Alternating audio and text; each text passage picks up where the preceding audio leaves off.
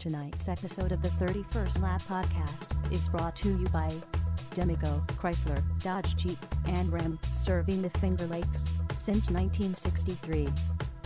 And Creekside Entertainment, for your DJ, karaoke, and photo booth needs, think Creekside. And DirtTrackDigest.com, if it's on dirt, it's on Dirt Track Digest.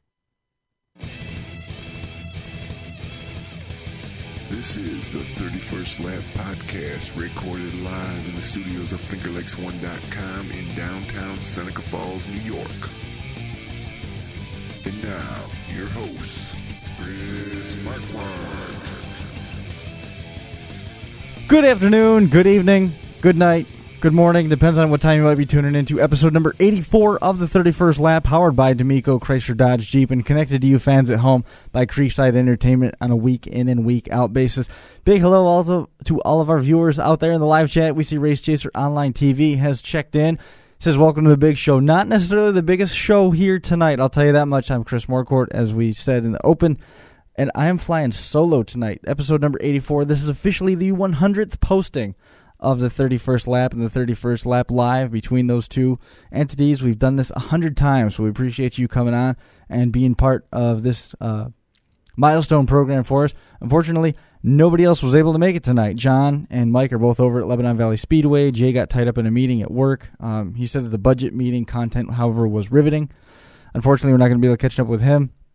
And then Rich Post was not able to make it as well. He was tied up at work. We've got Shawn coming up a little bit later on, following up his great run over at Canandaigua Motorsports Park. We got some results that we can pull up here in a little bit. Look at Race Chaser. I got a cold one for me sitting by the pool. Thanks guys. Just a big reminder. Stephen Ovens from Creekside Entertainment, who's been on with us here the last couple of weeks, had a little bit of trouble getting into Black Rock Speedway for the event won by Robbie Stillwig, and Nicole Hogue took the sportsman win. He ended up getting turned away now. Didn't get a chance to come in here and tell us about it because that guy is down in Orlando hanging out in a pool, cold one in hand. So big hello to him. Wish you the best. Enjoy your trip down there in Orlando, and I'll be thinking of you, but they won't be the most kind thoughts. Just wanted to make a quick mention. We talked about D'Amico a bit ago. They are celebrating their 50th anniversary sale.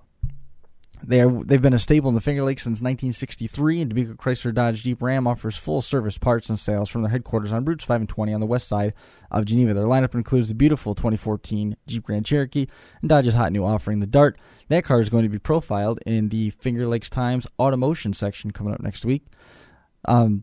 They need trade-ins in a desperate way. They guarantee the best offer for trade-ins in the area. Their pre-owned inventory was ravaged by a record May, June, and July, so they're in desperate need of trade-ins. They're going to hold nothing back in giving you the most that they can for your car and help you into one of their new cars, trucks, or SUVs. Be sure to get over there, visit my favorite sales rep. That's Mike Godkin and Mike D'Amico and the rest of the D'Amico family. They're online at D'AmicoChryslerDodgeJeep.com. Visit them in person at the dealership, open daily from Monday to Saturdays at 8:30. And for more information, call D'Amico's at 877-407-7207. And, of course, I'm wondering, have you heard anything about Creekside Entertainment? We talk about them a lot on here. They're official fan connection sponsor of the 31st Lap.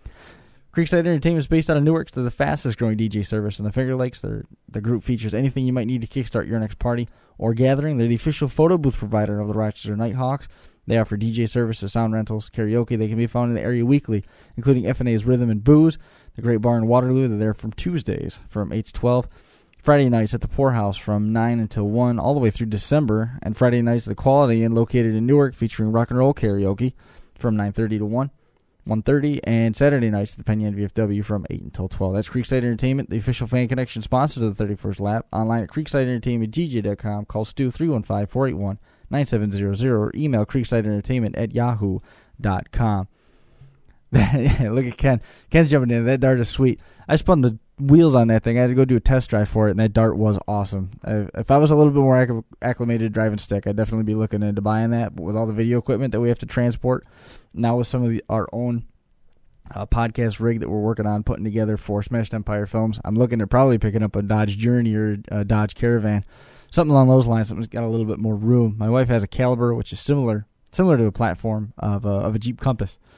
But I don't think that doesn't get the gas mileage, and that's just as cramped as my Avenger is. But I do love that Avenger. Those are hot rods, and that Dart, boy, pretty tempting to look at that 6-speed. But good call, Ken. I'm definitely on board with you on that.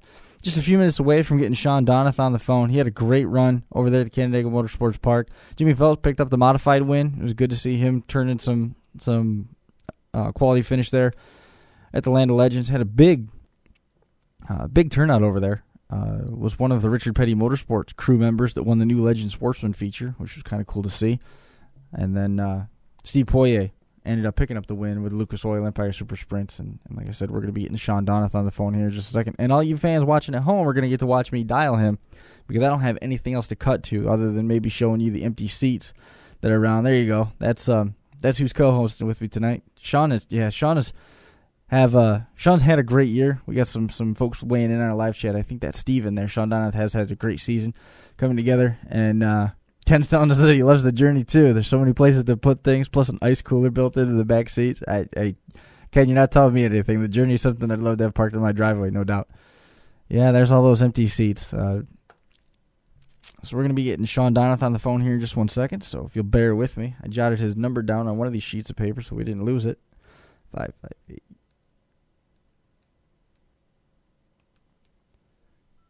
Everybody's waiting with bated breath to see what Shawn Donath says.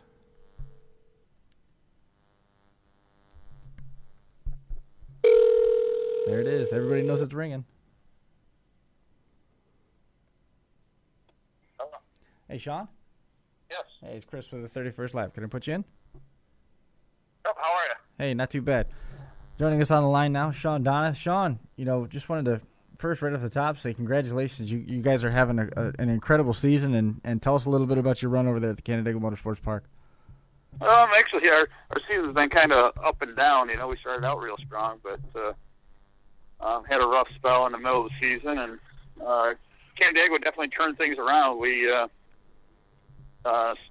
didn't get a decent draw, come from the back, started 15th, and ended up second. So all in all, a great night for the whole heavy machine team for sure. Let's start right there and talk about that drive to come from that deep in the field. It seems like when your sprint cars are on, they're on, and you can move up through the field in a hurry. But it's, at the same time, if the track doesn't lend itself to your setup, those cars can get single file real quick. Is there anything that you can attribute that drive to be able to climb through the field the way that you did? When we, once the race took off there, I actually lost a couple spots. I figured we were going to run the bottom of the racetrack, and once we've been racing a long time, I got behind Kevin Ward, and we're just kind of zigging around the top, and I thought I had passed a ton of cars, and the caution comes out on lap 19, and I'm sitting 10th. So I was just like, I was really disappointed, to be honest with you.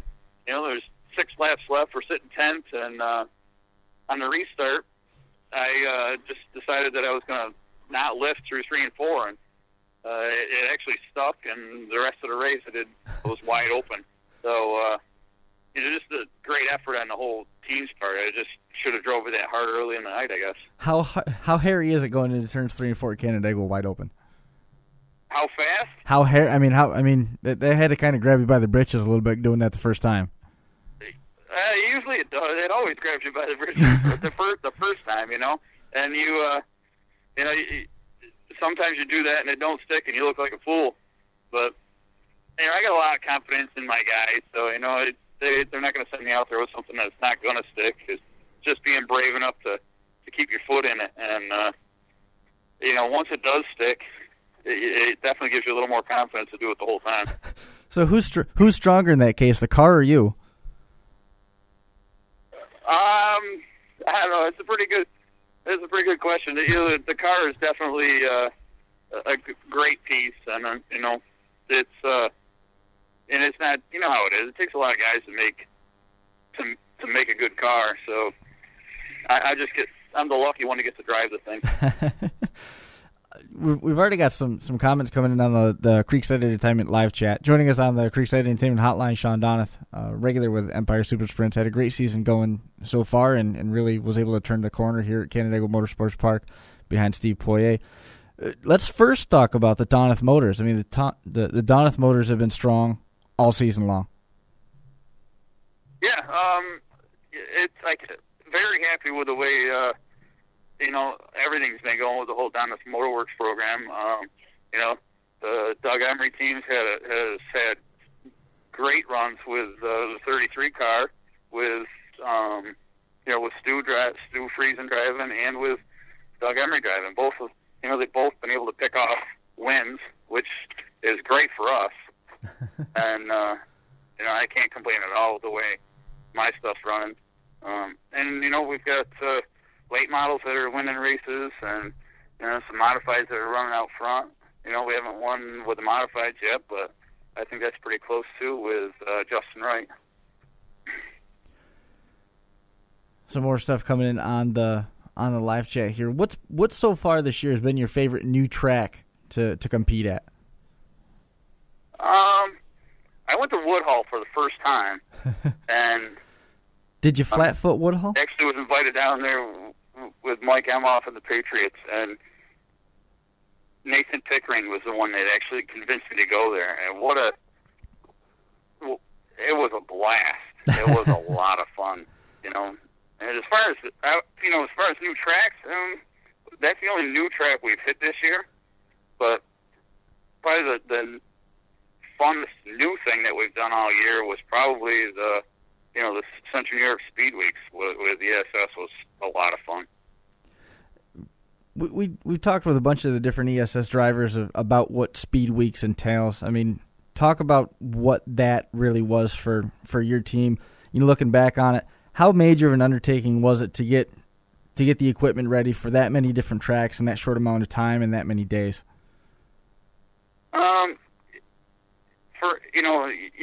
You expect a lot out of the guys that actually do the work on the race cars. They, everybody has to schedule their vacations for that time of the year. The guys that, help you prep your cars and everything for the week. And as long as everything goes good, it's really not that bad. It's a lot of fun. But, for the guys that had trouble, it does make a really long, tough week. Well, I was going to say, it seems to me that if you start off clean and you do okay in the first race or two, then the rest of the week probably isn't going to be nearly as painful as it was if you end up on your lid and wad up a wing the first night out. Absolutely. It can definitely, there's no time by the time you get home, we're lucky. We're very lucky because we're not living out of a camper or a hotel room during that week. We're able to come home every night, sleep in our own bed, take a shower in our own house, and work in the car in our own garage. Where there's a lot of guys that for example, Michael Perron, Steve Poirier, and those guys, they come from 8 hours away and they're working on their car in the parking lot every day. It's got to be a little tougher for them than it is for me, for sure. How many sprint cars were at your house other than your own during that Central New York Speed Week? Just my own. Really? Yep, just my own. I'm surprised to hear that. I figure you guys would have been loaded up there. Oh, there literally is barely enough room at our shop for one car, I'll be honest with you. Right now, there's just barely enough room for the stuff that we have to have with the 53. Yeah, all the out-of-towners would have been parked on the shoulder of the road if you let them. It would have been nice. It would have been a lot of fun. We probably would have done a little more partying than we would have raced, I think. We got to see some of those out-of-towners over at Canandaigua. Tell us about your weekend there, and who, I guess basically the biggest question is, who else did you see over there outside of the ESS crew? How many folks from the NASCAR scene were over there at Canandaigua? I didn't see any, it was nice to see, Brian Howland and, Wickham and some of those guys come race with us at Canandaigua. It was a great field of cars, 30 cars for a 22-car field. And, all in all, I think you had a great mix of sprint car guys there. It was a good show, I think. And how about, take us through the course of the night? I mean, as you alluded to a little bit ago, you had to start pretty deep in the field. Just get it when it's nice to go to all these races, and I like the part where it's an open draw with sprint cars because you're able to go show up. You can miss 2 or 3 weeks of racing and show up and just draw a number, and you don't know if you're going to start on the front row of a heat race or 10th in a heat race. And unfortunately, I think we started 8th in a heat race. Just a bad draw from the beginning of the night. And luckily, the car was fast out of the box, so we were able to. I should have been fourth, which is the 3-draw spot for Empire Super Sprints, which would have been nice. I made a couple mistakes, and Matt Tanner and Sammy Riggs got back by me. Ended up fifth, started 15th in the A, and it turned out well. Obviously our whole night started out with a lot of drama, and concern for Michael Perrant, who took a nasty ride in the beginning of the night, but seemed to be okay. That's good to know. I mean, there's been a couple nasty rides with the sprint cars over at Canandaigua. Was Canandaigua too fast for sprint cars? No, absolutely not. I think it's just been, those circumstances could have happened at any racetrack had, it had the same situation been presented. I think you would have seen the same disasters. Speaking of situations, with the format that the ESS series runs, is your night dictated by the draw? I mean, kind of with what we were just talking about a little bit ago. You ended up deep in the heat. You kind of got stuck in traffic, which forced you into making mistakes you probably wouldn't have otherwise made because you wouldn't have been driving so hard. And that, in turn, set you pretty deep in the field. Is your night dictated by the draw? I think it probably could be, but it just makes you work a little harder. And that part of it I like. I like being, some nights you get hurt by the draw, some nights the draw is all in your favor, Right. It's, as they call it, the luck of the draw. I don't think it really hurts your night, but it can make you work a little harder than you really want to. Sure. Yeah, I can definitely see where that situation would be the case. Did you guys go to Black Rock on Friday? I don't remember. No. I didn't see your name on the finish order over there. No, we skipped that. Now, what was the thought in skipping that? Do I have to be politically correct? You can say whatever you want. I mean, it's not. I don't really care to race there. You don't care to race there. No, it's everybody that comes. I've been there. It's not one of my favorite places to race at. Everybody always complains about the track conditions, and unfortunately, it doesn't ever change when you go back. So, I just chose not to go there. With the field that they had down there, and with the field that you guys had on Saturday, is there enough 360 sprint cars in our region to support two series, the Patriots and Empire Super Sprints? Yeah, I absolutely believe so. That seems to be the talk going around right now. I just don't, if there was one series, I think it would have to have a serious makeover to be, effective. I don't think it could just be one series and going to, try to put all those cars on a regular, like at Canandaigua. You'd have 50 cars every night, and guys that are just trying to get into 360s or guys that are struggling are going to get discouraged, and it's probably going to ruin sprint car counts, Sure. It's no fun to go to the race and trying to figure stuff out and get used to driving the cars and not qualifying. And that's what you would end up having. You'd have, 20 cars going home. Did that play at all in your decision to move into the 360s out of the sportsman ranks? My decision was, I didn't really want to go sprint car racing. Well, you made the right move. It was a great move, and I got to thank Doug Emery for that. He was after me for a long time to try his car, and being a great friend he is, he got me hooked on sprint cars, and it makes it a lot easier when you get in a car that works good for and drive it for the first time, and it seems to fit my driving style. I still race modifieds and stuff, every chance I get, but the sprint cars are. What I like about the sprint cars the most is the atmosphere amongst the drivers. If guys are struggling, it doesn't bother someone like Steve Foyer or Brian Holland to offer help to the guys that are struggling, you can go ask anybody for help. I mean, I could go ask Chuck Ebing for help, and he's gonna, you know, those guys come right over and offer help anytime anybody needs help getting going. And you don't see that in modifieds. It's kind of cutthroat. You don't see, Sure. you know, the top drivers in the modified series going over and helping the guys that are struggling to get going better. That part of it, I really enjoy that. That is not an answer exclusive to yourself. Just about everybody that has come from that modified background, and that list is getting very, very long now. You look at, you know, some of the top names in modified racing have dabbled in it. You look at Bobby Varon and Stu Friesen, but beyond that, we've got yourself.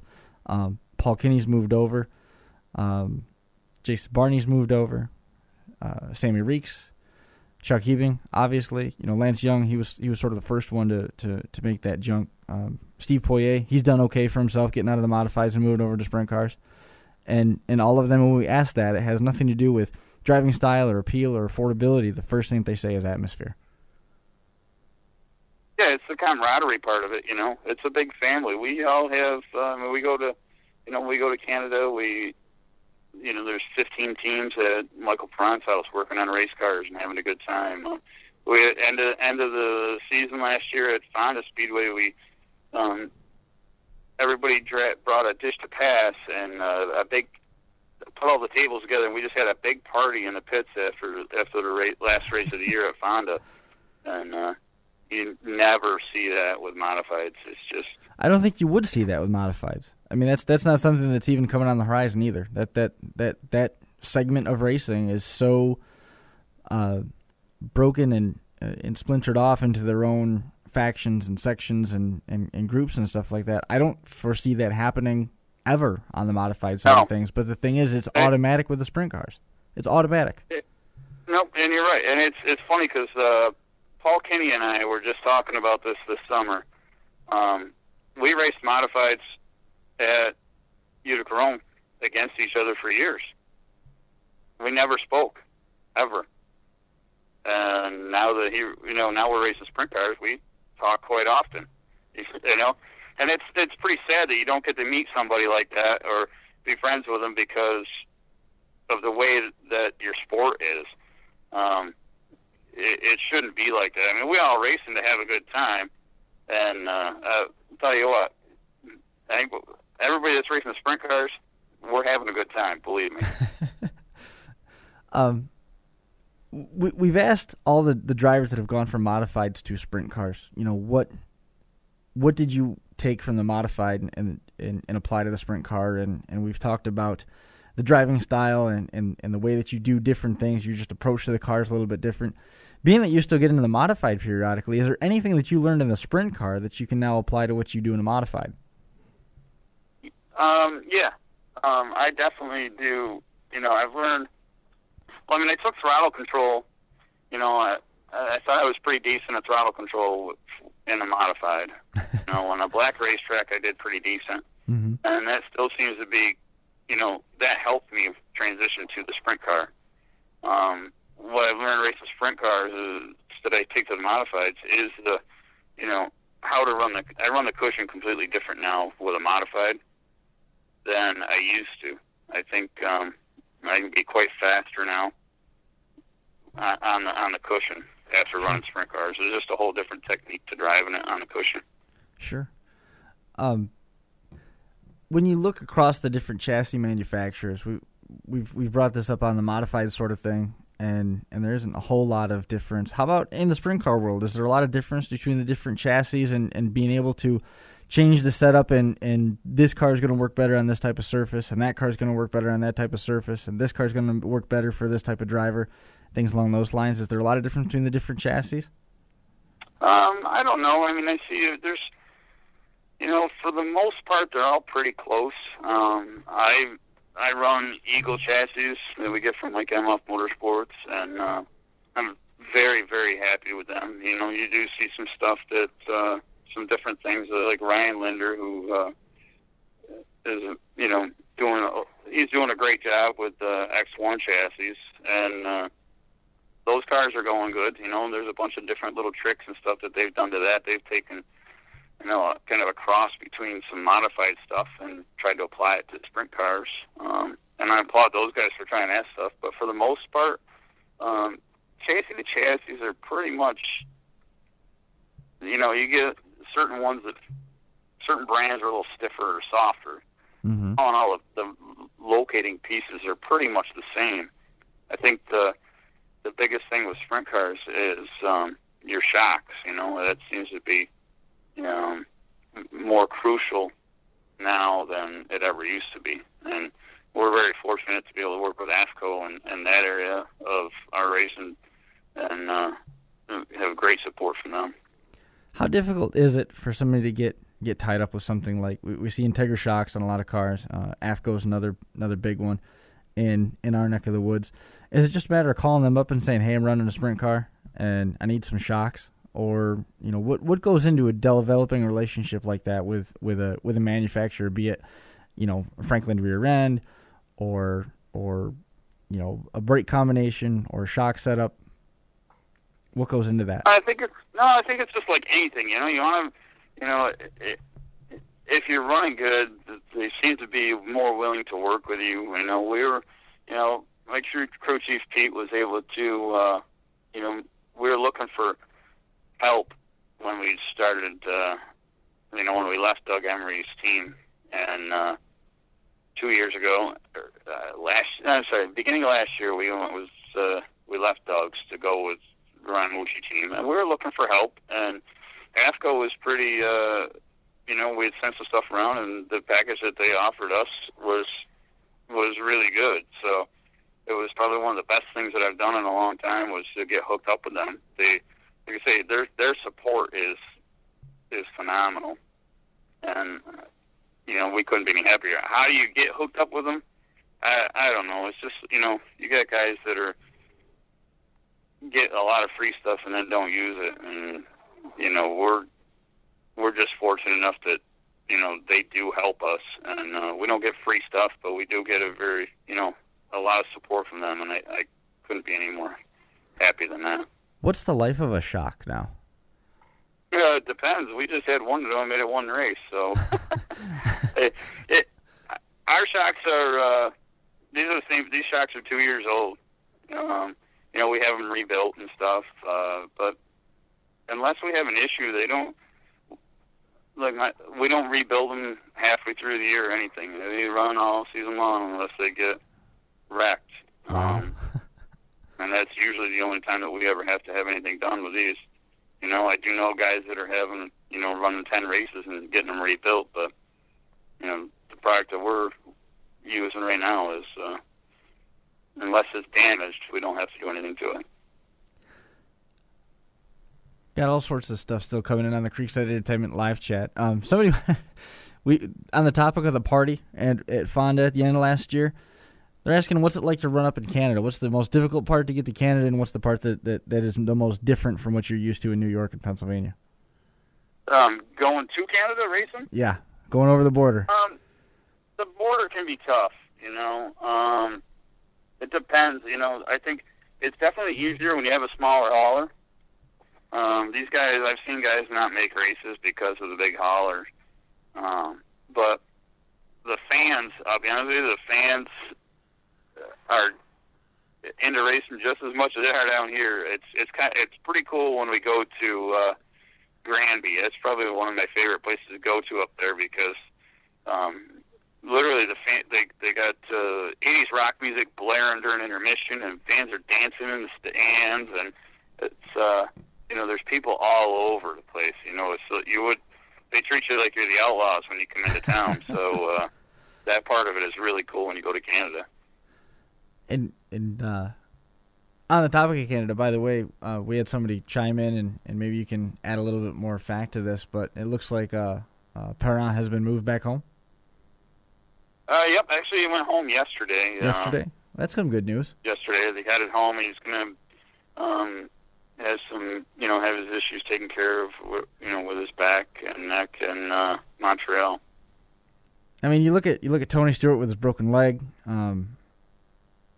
Jason Leffler with his unfortunate accident there that took his life, and you look at Kramer Williamson's accident, you look at Alicia Ruggles, Paul Kinney, Michelle's accident there. Have you done anything different to your car? Is there any changes that have been made in the wake of all these accidents to increase safety, or has that at least become something that's more in the back of your mind as you're making the car ready to race? That seems to be the question that everybody's asking lately, and well, I think anything different, is that an unfair? I guess before you answer that, is that an unfair question to ask? Because I mean, the only reason that topic would even come up is because of all the high-profile accidents. Nothing strikes me as being a whole lot different. But I mean, somebody who's working on the cars is going to be able to answer that better than somebody from outside it. Yeah, I hear guys that are, after Leffler passed, I hear people talking about, they're going to do a little, check their cars a little better, or do this or do that, and I heard some people saying, before I go, I make sure I give my kids an extra kiss or whatever. That's the stuff that, you do that every time. You should be doing that all the time, not only then. Maybe it does wake some people up after some of these unfortunate accidents, but I don't do anything different to my car. I trust. I make sure that the people that are working on my car, I trust them 100% with everything that they do. I don't double check them. I don't ever question anything that they do. Mm-hmm. If that ever was a concern, I wouldn't have them working on my car. I don't. I probably should wear some. I don't wear a Hans device. I don't wear any of that stuff. And should I? Probably, but I don't ever think about it. I'm an old school racer, and I think I have the belief that. Are you even old enough to be an old school racer? It's time for me to punch out. Doesn't matter if I got that stuff on or not. It's time for me to go. Right. Are you even old enough to be an old school racer? I've been doing this a long time. Well, that doesn't mean it. I probably am old enough. I think. Yeah. It's funny to see some of these. Guys that are racing sprint cars that I got kids their age. So I am old enough. What was it like? You said you didn't do anything different to your car, but there was a lot of people doing little things different to their car over at Canandaigua and at Black Rock. Did you have any pink on the car over the weekend? Yes, absolutely. Everybody at Canandaigua had the Hoosier painted pink on their tires, and the Kramer 73. I put that on my number, and I actually wore Pink Panther socks for Kramer, so I'm gonna plan on wearing those the rest of the year. That's that was a tough thing for everybody. What was it like for you to be part of the formation with the missing man formation there as the feature was getting ready to take shape? It's kind of. It definitely makes, as we're riding around there 4 wide and you see you're close enough to see the missing spot there. You think about it for a minute, but we're out there to do a job. So I think it's probably more, it was probably more emotional for the fans, or the families than it was for the drivers to be caught up in that moment, which, you appreciate it for the few minutes you're involved in it, but you really got to make sure your head's on straight so you can get to work. It's nice to be able that you can reflect back and see some pictures and videos of it, though. Sure. Was it an appropriate tribute? Absolutely. I think so. He he's a great guy. I was lucky enough to meet him once, and he was just a heck of a nice guy. But just wanted to race and have a good time. So, are you still going to be doing this when you get to 63? I hope so. Really, I'm really enjoying it right now.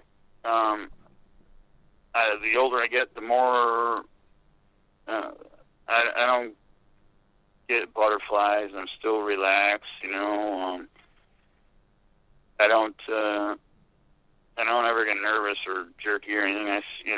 I I see people get pumped up and whatever. I'm so relaxed and just about fall asleep before I head out there. So I don't know. Is that never good? second guess anything. So I guess when it gets to the point where I'm, if I ever have to question what I'm doing, or if I should be sticking my nose in a spot that I'm sticking my nose in, or if I, question if I should keep my foot to the floor, I'll step out. I unfortunately I have to ask you this, and I'm going to apologize for it ahead of time because I think it's. I almost think we might have asked you this once before. What do you think of passing points? This is for John, actually, because he absolutely loves passing points. Tell me how bad they are, please, so we can settle this. Well, I don't like to not know at the end of the heat race if I qualified or not. For one, I don't like to know. I mean, I go out and race, and a true racer doesn't go out and he tries to pass as many cars as he can. It doesn't. Passing points don't make me drive any harder. I just go out and go as fast as I can the whole time I'm out there. It doesn't matter if I'm second and I just came from last in a heat race. I'm still trying to win. Where you got guys that are, I think passing points can cause situations that you don't really need to be in. I'm not a big fan of them. You hearing this, John? I hope you're listening. It's a qualifying race. You know where you got to finish. If you get into that qualified spot and you want to ride there, that's fine. Go ahead and ride there. Passing points just, I think it doesn't really reward you anymore. I think it just can cause more mayhem than the payout's really worth. We all know you got to finish fourth to get in the redraw or sixth to qualify. It doesn't do you any justice to run. So I've seen people run people over for a passing point. So part of it I think is kind of foolish. I love that answer. That is the best answer. I wish I could get John's reaction on that right now. I hope he heard that whole thing because that was perfect. You talked about going as fast as you can. You talked about passing as many cars as you can. If you've come from last, if you're running last, if you're running second, if you're running first, whatever. On that topic, what's in store for the rest of the year? I mean, what have you guys got planned, and what are you looking at? What are you hoping to accomplish as we work through the balance of the ESS schedule? I'd like to win every race that's left. Would be nice. We're just going to go out and run. We need to run the rest of the ESS races to make sure that we're 2/3 eligible for point fund money. Sure. We're going to hit as many other shows as we can. We'll be, tomorrow at Brewer Speedway, Saturday at Woodhull Speedway with, one night with ESS, next night with the Patriot Sprint Tour. And then, right on through to the Nationals, and as long as we still got equipment, I think we'll probably keep racing. Ken wants to know, one of our listeners, he's a regular, he wants to know if you race for wins or race for championships. I always start out the season, I always try to win. Doesn't matter what doesn't matter if we're racing wheelbarrows around two garbage cans. I'm trying to win. But can you do a slide job in a wheelbarrow race? Racing, look for, try to put ourselves in a position to win the championship, and which is the ultimate goal. And then I think once it gets to, to a certain point, like this year, we're completely out of the points. So, we're trying to win as many races as we possibly can now. Look at that. Everybody in the live chat, the Creekside Entertainment live chat, is still going on about your passing points discussion there. They're absolutely They're getting beat up over the passing points. No, you're not. No, everybody's on board with you. Mike and John are both really, really high on passing points, and John especially. And everybody in the live chat right now is just raving over your response to that question. They all agree with you. So, I mean, you've got. Well, I mean, how many people like to see I'm probably going to get yelled at for this, but and I'm not finger pointing at anybody, but I'm not a fan of the the cone on a rope thing either. Single file restarts is just, in my opinion, that's insane too. I would rather see double file right to the end. I don't care if there's a yellow with 1 lap to go. Let's line us back up double file. I don't care if I had a half a track lead. Put the guy out there. Let's make it exciting for the fans. Sure. Let's have a real shootout here. Well, there was a big splash when ESS reinstituted the double file restart. It was a couple years ago. I was for it all the way. I think it was a great idea. Now you got the Outlaws do it. Everybody does it. I wish every class of racing would do it. It just makes it way more exciting for the fans. Well, certainly. It's not about when the people that promote races, the track promoters, or the people that run shows, or whatever you want to call them, when they figure out that it's not about them, or about us, that it's actually about putting on a better show for the fans, I think you'll see everybody doing double file restarts. Because I bet you can ask 20 people that are, and 19 of them are going to like a double file restart at the end. Should the lap cars have a wave around in the event of a mid race double file restart to get them out of the way? ESS does. If you're a lap down, they do wave you around. You don't get a lap back. They put the lap cars to the back when there's 5 to go, so they're out of the mix.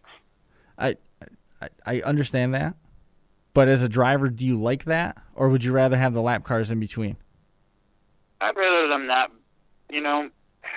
I'd rather they not be there, because if there's 5 laps to go or something, they're not going to make a lap up. We already passed you once. we passed you in 25 laps, in less than 25 laps, so you're not going to make your lap up. I think, from a fan's perspective, that they should, step aside and, let the guys that are up front fight for it. I agree with it. I agree with it completely. I think it's a great move, getting them out of the way, and the way that ESS is going now with that double file restart is awesome. With the World of Outlaws late models, they did a Delaware double file restart where the leader had the option of inside, outside, wherever he wanted to be. He was out front alone, but everybody behind him, second and third, were side by side, and so on down the line. You ever been in a race that had that type of a restart format? No, I've never been able to do that. That would, I don't know, that'd be kind of, you're out there alone. You might want to. I like what we do now with the ESS. You can, the leader does have choice inside or outside, and it's kind of neat to see how guys.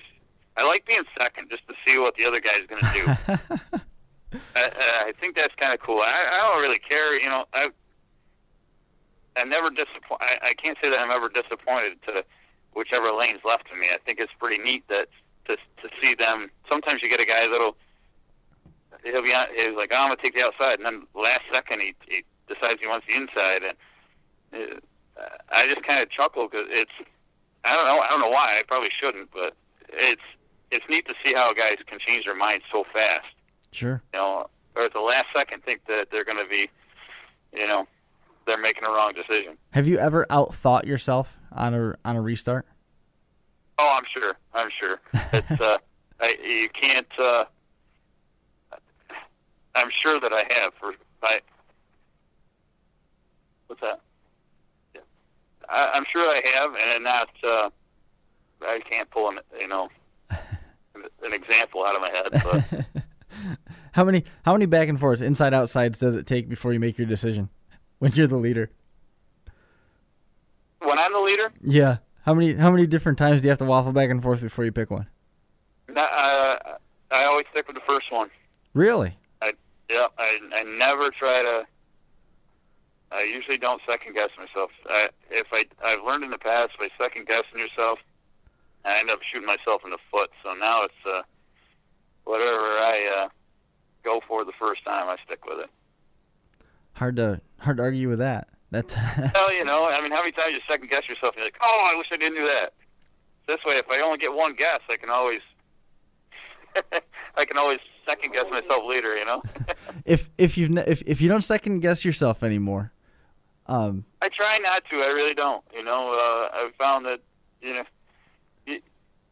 I've done a lot of that over the years, second-guessing myself, and most of the time it bites me in the so now I just kind of go with it, You got to be confident in what you're thinking, so I guess if that's your instinct, usually your first thought is probably instinct, and I'm kind of an instinct driver, so I guess that's where I head with it. So what's the most fun you've had in a sprint car then? I mean, if you don't go rethinking yourself, you had to have done something crazy that was just a riot. I'll be honest with you. Last year, we started 19th and won at Utica, and what's with this back of the pack stuff? I don't know. It definitely makes you want to drive harder, because nobody likes losing. Utica is a lot of fun to race. I've had a lot of fun in a lot of races the last couple of years with sprint cars.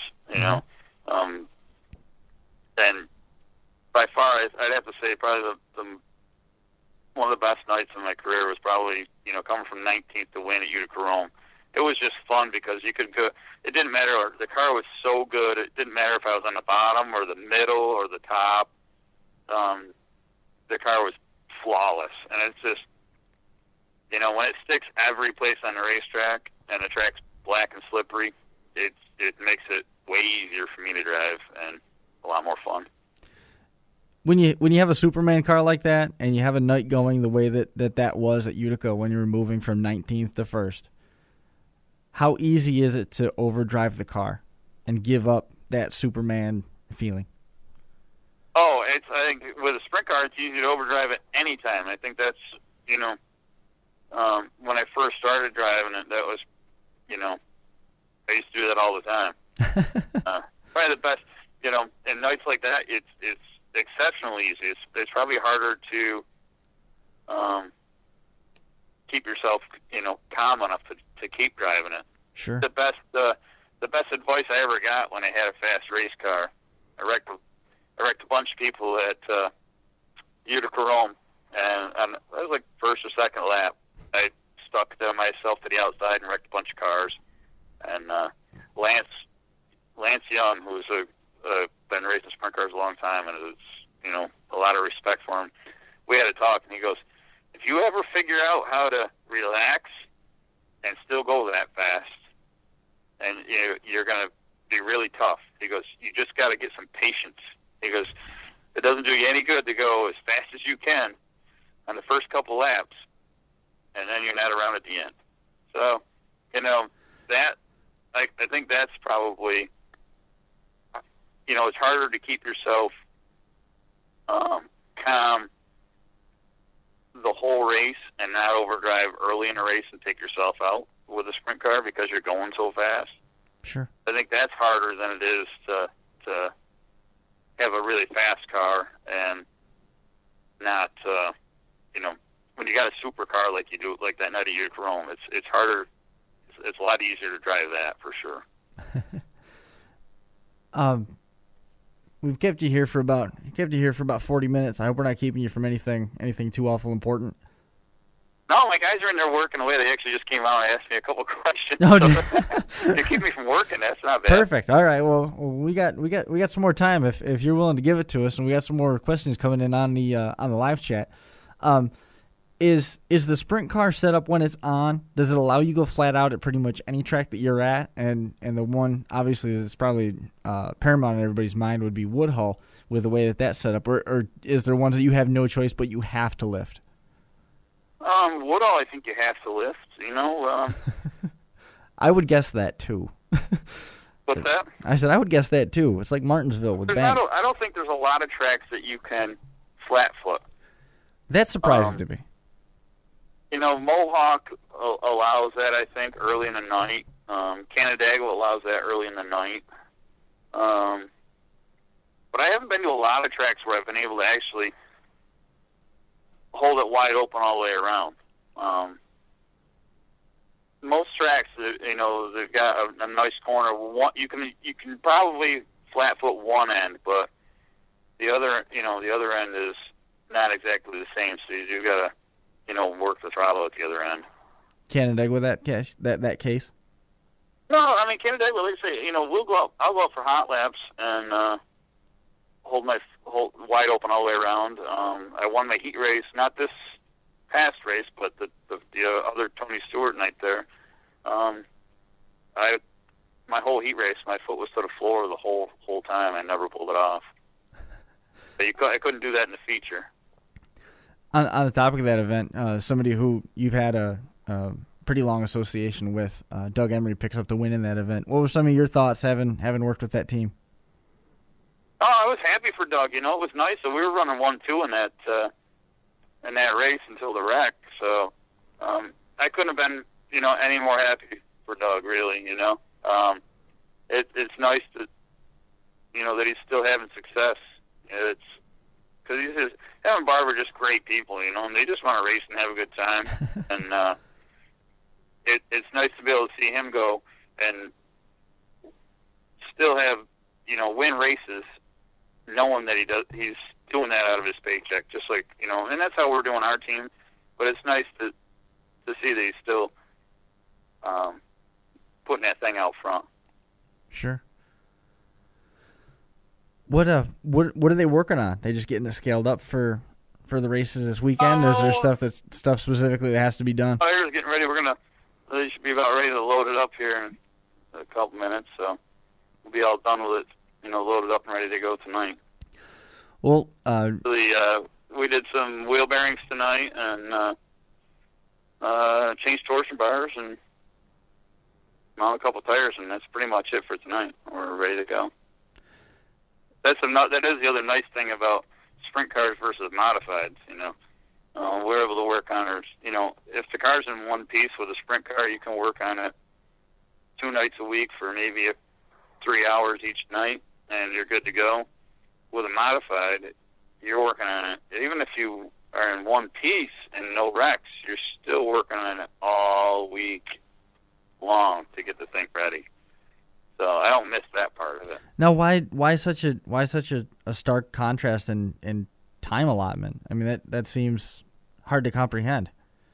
Well, it takes you 20 minutes or better just to get the body off a modified before you can even, it takes hours, and a couple hours to wash it thoroughly, and there's no body on a sprint car. Right. You take the wing off it, and you're down to the bare bones, just to get to everything and do, there's no transmission to maintenance with the sprint car. There's a whole bunch of pieces that are not even on one of these cars.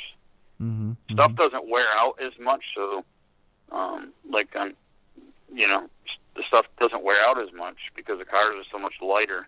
Sure. So there's a whole bunch of stuff that doesn't get maintenance as frequently. That's an interesting perspective. Never really thought about how much less time would be involved in it. We always talk about the budgets and the money and stuff like that, but time's important too. And you can maintenance a sprint car for a weekend's race in 6 hours versus working all week long on a modified. That's a surprise to me. Yeah, well, and the nice part is, when I was racing modifieds, I'm every night in the shop working on a car. Now we do it 2 nights a week. Well, there's 2 more nights during the week that I'm able to go do something with my family, or see friends that you never see, or sure, to have a cookout on a Tuesday night or something. That's usually that's unheard of. Right. What's something that wears out? I mean, what you said that stuff wears. It's a little bit softer wear pattern on some of the components. What are some of the things that wear out the most frequently on a sprint car versus that of a modified? Other than tires. You're replacing torsion bars. Yeah. That stuff wears out. You're replacing them every few weeks. We change ours, but they're not worn out. With a modified, torsion bars have to take a set, so you're constantly, you get them in there, you bounce them, you race it once, you get them so that they're where they need to be, and then you kind of keep them for a week, a couple weeks. And these things, there's no preloading torsion bars or winding them or anything. They just, you stick them in, and it's what they are. You put a modified on one of the big things with a modified is getting it on the scales, and and you got it on the scales for sometimes you'd be on there for hours working on them. And with a sprint car, I never scale my sprint car. Really? It goes on the good setup blocks, and that's it. There's no scaling it. I've never had a sprint car on the scales. Huh. Wow. And the motors, the motors don't take, I check my valves, and, that's pretty much it. You check some injection stuff, and that's pretty much it with the sprint car. And it's pretty easy to get to the engine. Where the modified, you got to take the wings off, you got to take all this other panels off. It takes you 20 minutes just to get to the engine. Have they got that car just about loaded for you yet? No, I keep watching. It'd be nice. No, they'll probably be sitting in there just drinking coffee and bad mouthing me because I'm not in there. That's for sure. Well, take a few minutes, and maybe by the time you're done, they'll have the car loaded up for you. Take a few minutes and tell us how the fans can connect with you, and then tell us who helps keep the car going. Tell you what? Tell you how the fans can connect with you, and who helps keep the car going. Oh, you can definitely, get a hold of me on Facebook for sure. That seems to be pretty much what everybody's doing now. And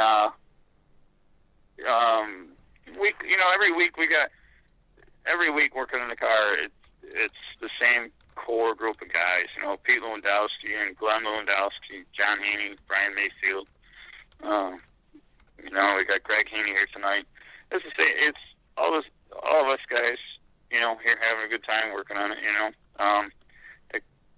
Heavy Machine, Einstein Construction, Paul Giovanni. This week is Gardner Refrigeration has stepped on board to help us out. We've had Ricky Plumbing, AFCO Shocks, Mike Emoff Motorsports, my brothers, Doneth Motorworks. There's a lot of people that put a huge effort into this thing, and obviously everybody's wives that let us guys keep doing this stuff. Mine included. It's a lot of stress on them for us guys to keep going racing all the time, and I probably should appreciate them more than I do everything else for sure. We had one last question come in on the live chat. Why is there such a difference when you put the focus on the scale with a modified versus not putting a sprint car on the scale?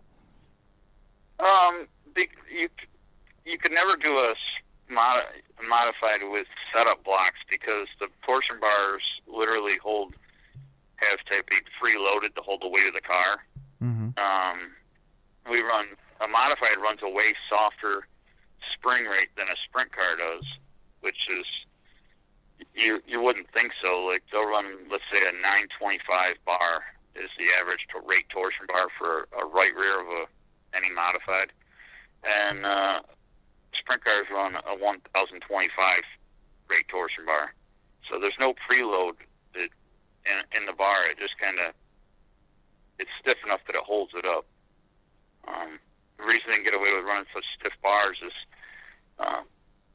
the wing has so much downforce on the car that if you ran the soft bars like the modified does and didn't have them all preloaded, then it would just bottom out. But if you preloaded them like a modified, the thing would be sitting a foot off the ground while you're sitting still. So that's the big reason that the modifieds have to scale, and we can get away with. I think we get away with setup blocks. We probably should be on the scales, but I'm glad that we don't have to. Was there a lot of learning curve in getting acclimated to that? No, anytime you don't have to do any extra work, it doesn't take a whole lot to learn, that's for sure. It's nice it's nice how you can tune your car different with different setup blocks, I guess, whereas, we don't ever change a wedge like you would with a modified or percentages. We never worry about any percentages, and that seems to be, anyone that has a modified, that seems to be their big hang-up right now is percentages on everything. That's never an issue with a sprint car, So it's the the way that there was a big learning curve as far as getting when I first started driving with Doug, the way I wanted a car to feel coming from modifieds was not what he was used to. So it took us a little bit to get the thing to drive how I was comfortable or what I wanted it to feel like. Sure. And, you know, once we figured that out, it's been, you know, I'm able to translate that to, you know, Pete and I work really well together now, and that he's able to, you know, he can watch what the car's doing too, and that part of it is nice, where you can, you know, we're both on the same page as far as setup stuff. I can't believe how much I've learned about sprint cars tonight and our time together. And I know there's been a lot of comments in the Creekside Entertainment live chat that we've got here.